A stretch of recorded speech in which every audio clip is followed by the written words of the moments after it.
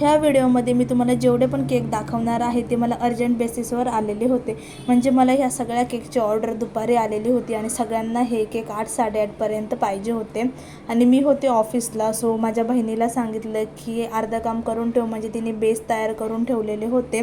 आणि हा केक तुम्ही इथे बघू शकता. तर पहिला केक आहे आपला पायनॅपल फ्लेवरचा, 1/2 kg मध्ये मला बनवायचा होता आणि माझ्या बिल्डिंगमध्येच याची डिलेवरी द्यायची होती. ह्या केकच्या डिलेवरीचं मला काहीच टेन्शन नव्हतं, त्याच्यामुळे एवढा काही लोड आला नाही माझ्यावर.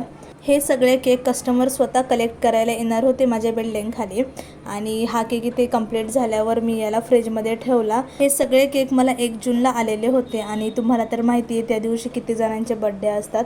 सो त्यामुळे मला ह्या सगळ्या केकची ऑर्डर आलेली होती आणि हा केक कंप्लीट झाल्यावर मी त्याला फ्रीजमध्ये सेट व्हायला ठेवला. त्यानंतर डायरेक्ट मी दुसरा केक करायला घेतला. मला इथे 2 पायनॅपल फ्लेवरचे केक होते आणि हा एक बेंटो केक होता, तो मला चॉकलेट फ्लेवरमध्ये बनवायचा होता. तो सुद्धा मी इथे बनवून घेतला आणि डिझाईन खूप सिंपल होती, त्याच्यामुळे हा माझा पटकन बनवून झाला.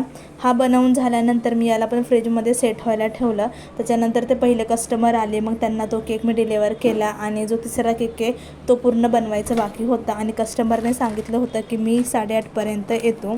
आणि हे बघू शकता, हे आहे बेंटो केकचं वेट. मला लय जणांनी विचारलेलं की बेंटो केकचं वेट किती होतं, तर तुम्ही ते व्हिडिओमध्ये बघू शकता.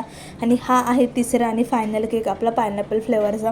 तुम्ही इथं बघू शकता मी ओरिजिनल पायनॅपलचा यूज करते आणि अशा पद्धतीने मी हा केक इथे कंप्लीट करून घेतलेला आहे. डिझाईन खूप सिंपल होती, म्हणजे माझ्याच एका केकमधून कस्टमरने सिलेक्ट केलेली डिझाईन होती, त्याच्यामुळे हा सुद्धा केक माझा पटकन कंप्लीट झाला. आणि हे कस्टमर रात्रीच्या 11 वाजता आले. ॲक्च्युली सांगितलं होतं मला की मी 8:30ला येईल आणि आले 11 वाजता. तर अशा गोष्टी होत राहतात. भेटूया नेक्स्ट.